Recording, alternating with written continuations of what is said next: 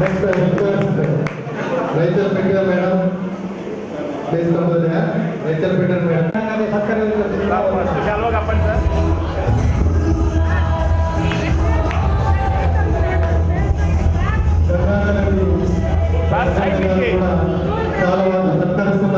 Silence చూడండి అంటే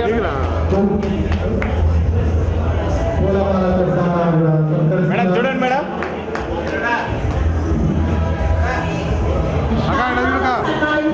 చూడండి మేడం అప్పట్లో మన స్కూల్ వైస్ ప్రెసిడెంట్ ఏంటి సార్ మీరు కూడా మరి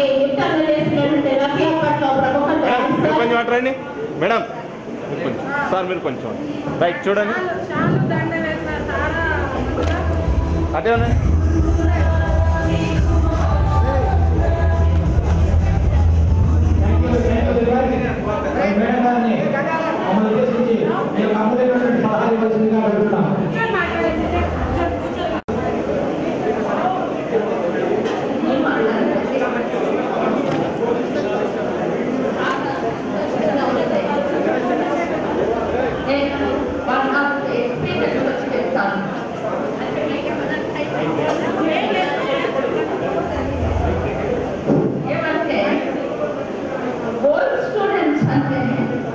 ఇంత అభిమానులు నేను అనుకోలేదు.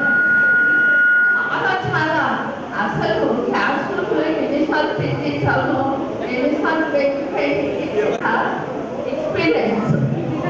ఒక 6 months బ్యాక్ ఒక ఫోన్ వచ్చింది నాకు. ఎవరు అంటే నా ఓల్డ్ స్టూడెంట్. నేను చెప్పాను, మేడం నేను ఫలానా డిపార్ట్మెంట్లో ఉన్నాను, మీకేమైనా పని ఉంటే చెప్పండి. సరే అన్నాడు. ఇటీవల మేము ఒక హౌస్ అమ్మాం. ఇప్పుడు 10 months బ్యాక్. డాక్యుమెంట్ ఎక్కడితో తెలియలే. ఇంట్లో వినాము, డాక్యుమెంట్ తెలియలే.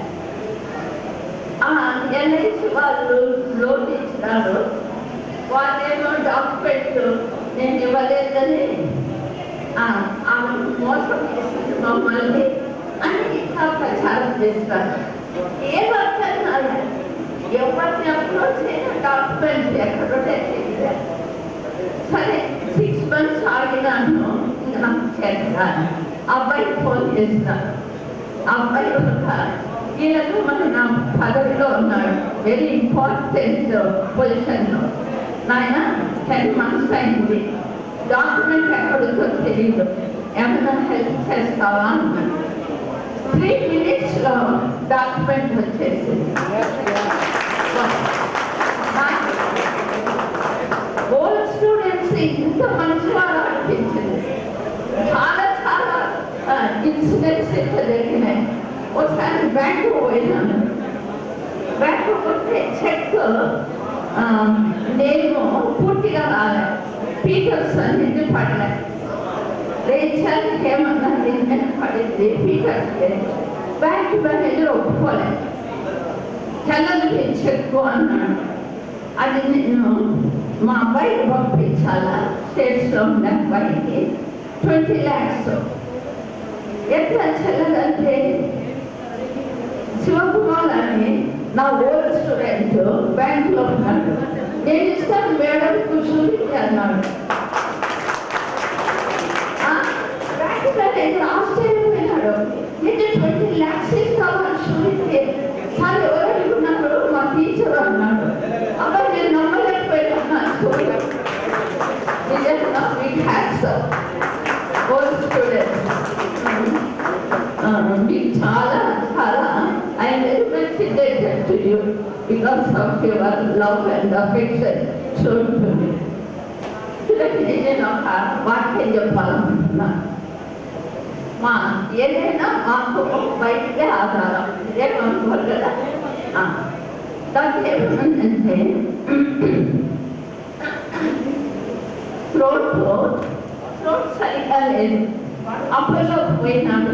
పోతే ఏమన్నా తెలిసిన అంతగా ఉద్యోగం ఉన్నారు, పాఠాలు మిమ్మల్ని అన్నారు. పాఠాలు చెప్పి మీ వద్దుపోయింది అన్నారు. సరే బైబిల్లో ఏమని రాయబడిందంటే మీరు ఏ పని చేసినానో హృదయపూర్వకంగా ఏ పని చేసినానో హృదయపూర్వకంగా దేవునికి చేసినట్లు చేయుడి. అంటే మీరు ఏ పని చేసినానో హృదయపూర్వకంగా ప్రభువుకు చేసినట్లు చేయండి. ఏ డిపార్ట్మెంట్లో ఉన్నా సరే, ఏ ఉద్యోగం చేస్తున్నా సరే, చిన్న ఉద్యోగం కావచ్చు, పెద్ద ఉద్యోగం కావచ్చు, కలెక్టర్ కావచ్చు. కలెక్టర్ ఉన్నాడు మన స్టూడెంట్స్ ముగ్గురు. ఏ చిన్న నిన్న రోడ్లో పోతుంటే ఒక అబ్బాయి, మేడం మేడం ఏమి నడిచిపోతున్నా అంటే ఎక్కండి, నేను స్టూడెంట్ నేను చేయగలను అన్నాడు. అమ్మ ఎక్కడ మేడం స్టూడెంట్సే ఎంత కాబట్టి నేను మీకు ఇచ్చే సలహా ఏంటంటే అధికారులకు లోబడి ఉండండి. మీరు అప్పగిపోబడిన పని నమ్మకంగా చేయండి.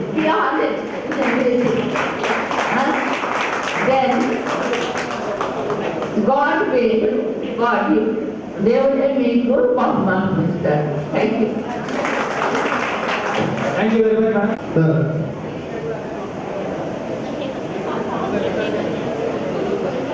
చంద్రశేఖర్ సార్ అయితే అంతా మార్చుకోకుంటే లేట్గా రావడం వల్ల లేట్గా రావడం అయిపోయింది. అనుకోకుండా సత్వరం కోరుతున్నాం. ఏంటి చంద్రశేఖర్ సార్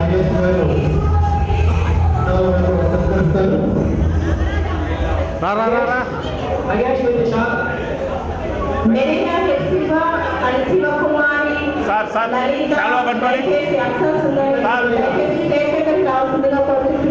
వెంకట సుబ్బయ్య, మహేష్, వెంకట సుబ్బయ్య, సుభాషిణి సార్ దండ పట్టుకోండి. చూడండి ఇక చంద్రశేఖర్ సార్ గారికి సన్మానిస్తున్నారు.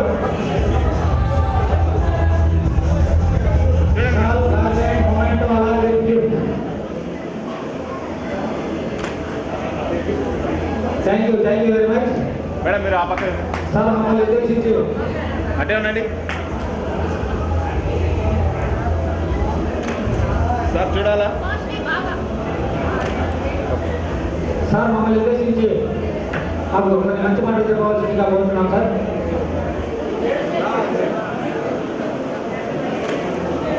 నేను ఇంతకాలానికి మమ్మల్ని గుర్తుపెట్టుకొని అందరినీ తెలియజేస్తున్నాను. మీరు మీ కుటుంబం పిల్లలు దేవుడు మనం కాపాడడం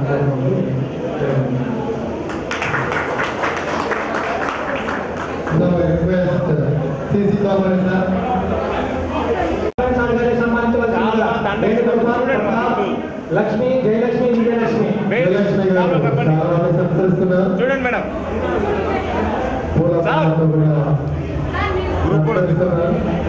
ఓకే అదే ఉండండి.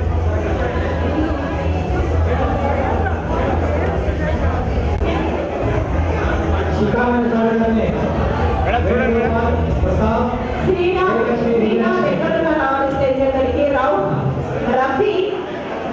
సార్ సైడ్ నుంచి కొంచెం సైడ్. సన్మానం ఇంకా ఎవరైతే చేయలేదో అబ్బాయిలంతా దయచేసి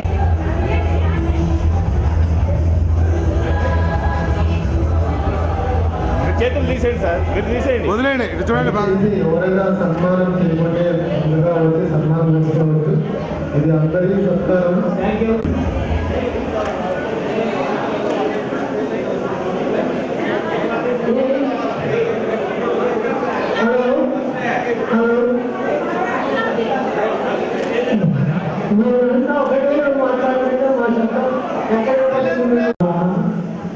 ఆ రోజుల్లో నేను ఏమి చదువు చెప్పినాను, మీరు ఏమి నేర్చుకున్నారు అని మీకు తెలుసు, భగవంతుడికి తెలుసు. కానీ ఇప్పుడు ఎందుకు మాట్లాడవలసి వచ్చింది అంటే బ్యాచ్ తర్వాత బ్యాచ్ వేసి మాకు గొప్పగా సన్మానం చేసి బహుమతులు ఇస్తున్నాం. మరి దీనికి కృతజ్ఞతగా ఇప్పుడు మేమేమి చెప్పాలా? అప్పుడు చెప్పినాం, అది విన్నారు, ఎంత మాత్రం కానీ ఇప్పుడు 2 మాటలు చెప్తే బాగుంటుంది అని అనుకుంటున్నా. అది ఏమంటే ఏం చెప్తామంటే సుమతి శతకారుడు చెప్పిన ఒక చిన్న పద్యం. ఉపాధ్యాయులు అందరికీ తెలుసు, మీకు అందరికీ తెలుసు, తెలియని వాడు ఎవరు ఉండలేదు. అయితే ఒకసారి దాన్ని గుర్తు చేసుకుందామని అనుకుంటున్నా. మీకు గుర్తు చేసుకుంటున్నా. వినగొడు ఎవరు చెప్తున్నా, ఎవరు చెప్తున్నా వినాలా. వినినంతనే వేగపడదు, ఎవరు కవికల్ల నిజము తెలిసిన మనుడేమో నీతిపరుడు మహిళ వస్తున్నది. ఈ భూమి కదా ఎవడయ్యా నీతిపరుడు, ఎవడు వివేకి, ఎవడు జ్ఞానము గలవాడంటే మంచి చెడ్డలు తెలుసుకొని చక్కగా నడుచుకున్నటువంటి వాడే ఈ భూమి ఉందా ఎవరికి నీతిపరుడు అని ఆ శతకర్త చెప్పిన మాట మీకు గుర్తు చేస్తున్నాను. సరే, ఇంకొక మాట చెప్తాను. ఏమంటే మీరు బాగా చదువుకొని ఉన్నత విద్యాభ్యాసం చేసి మంచి మంచి పదవులలో ఉన్నారు, సంతోషం. అయితే ఈ సందర్భంలో ఒక కవి చెప్పిన మాట చెప్తున్నాను. అర్థములు నిత్యముగాను, ధనము శాశ్వతముగాను. ధనము శాశ్వతముగా ఎవరు జరిగేటప్పుడు మా దగ్గర చదువుకున్నప్పుడు చిన్న పిల్లలు 10 సంవత్సరాల నుంచి 6వ తరగతికి వచ్చింది. 10-11 నుంచి 10th క్లాస్ అయినప్పటికీ దాదాపు 15 సంవత్సరాలు అయింది. అక్కడి నుంచే వనరస ప్రారంభమవుతుంది. అర్థములు నిత్యము కావు. ఈనాటి సమాజం వల్ల దేని నమ్ముకుంటున్నారంటే ధనాన్ని నమ్ముకుంటున్నారు. ధనం ఉంటే అన్నీ జరిగిపోతాయని భావిస్తున్నారు. ధనం ఉంటే అధికారం కూడా సంపాదించుకుంటాము అని భావిస్తున్నారు. యవ్వనము జరిగేటప్పుడేమో ఎవరు ఎటువంటిది అంటే చెలవేటి ప్రవాహములాగా, ఏటి ప్రవాహం ఎంత వేగంగా పోతుందో అంత వేగంగా ఎవరు వివాహం చేసుకున్నాము, కుమార్తెలు కలిగి ఉన్నారు. ఉద్యోగం అయిపోయింది, పదవి ఏమైనా చేసిన అయితే ఎంత ఎలా ఉందంటే తిరిగి మళ్ళీ చూసినట్టుగా ఉంది. ఎప్పుడు చదువుకున్నాను, ఎప్పుడు ఉద్యోగం చేసినాను, ఎప్పుడు పదవీనం చేసినాను, తిరిగి మళ్ళీ చూసేటప్పటికే కాలంగా అయిపోయింది. కాబట్టి ఇంకొక వ్యక్తి ఏమంటే అర్థవంతుడికి అసాధ్యమైన లోకరంజనీయం మానవం. అర్థవంతుడికి అసాధ్యమైన లోకము ఏమీ కాలము. పురుషార్థములలో అర్థము ఉత్తమమైనది. అర్థవంతుడికి లోకమందు అసాధ్యమైనది ఏది లేదు. నేను బాగా చదువుతున్నాను, బాగా సంపర్కం పంచుకుంటున్నాను, సంతోషం, ఎవరో ఆశ్రయించడం, అందుకు మాకు కూడా సంతోషమే. నేను నాటి స్థితిలో ఉండి నాకు సత్కారం చేస్తున్నారంటే మహదానందంగా ఉంది. అయితే ఒకటి నేను గుర్తుంచుకోవాలి, అది ఏంటంటే ముందు చేతికి వచ్చిన ఏ పని వల్ల శక్తివంతుడైనకుండా నిర్వర్తించవలను. నువ్వు ఉపాధ్యాయులుగా ఉండవచ్చు, లెక్చరర్గా ఉండవచ్చు, ఇంజనీర్గా ఉండవచ్చు, డాక్టర్గా ఉండవచ్చు.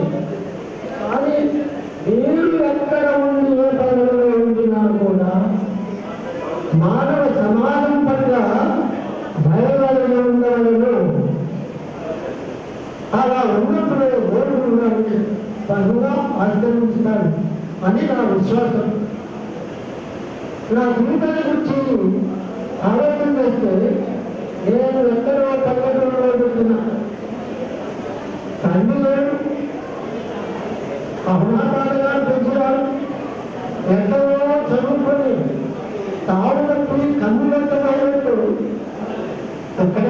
చివరికి ఆఖరికి నేను సిఎస్ఐ స్కూల్లో తెలుగు మాస్టర్గా పనిచేసిన ఆ కాలంలో తెలుగు చక్కగా ఉంటున్నారా లేదా అందరి మనసులో మరణం చేసుకుంటున్నారా లేదా అని వాళ్ళ జీవితంలో మా జీవితం నిజంగా చేసినారు అనేది వాళ్ళ గుర్తుంది. కాబట్టి దేవుడిని బాగా ఆశీర్వదించి మీరు కుటుంబాన్ని ఉన్నతమైన తీసుకుపోవాలని మనసారా కోరుకుంటూ ఆ దేవుని నా ప్రార్థనలు జ్ఞాపకం చేసుకుంటాను. Thank you very much. Thank you very much sir. Pushparani madam గారిని వేదికకి సాధారణంగా ఆహ్వానిస్తున్నాం. సార్ చూడండి సార్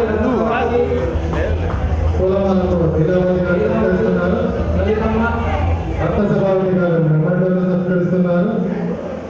రత్నసభావతి ఎస్ఐ ఇలా చూడాలి అందరు ఒకసారి లలిత దగ్గర మీరు ఇటు రండి సార్. రత్నసభావతి శ్రీనాథ్ లలిత లీలావతి.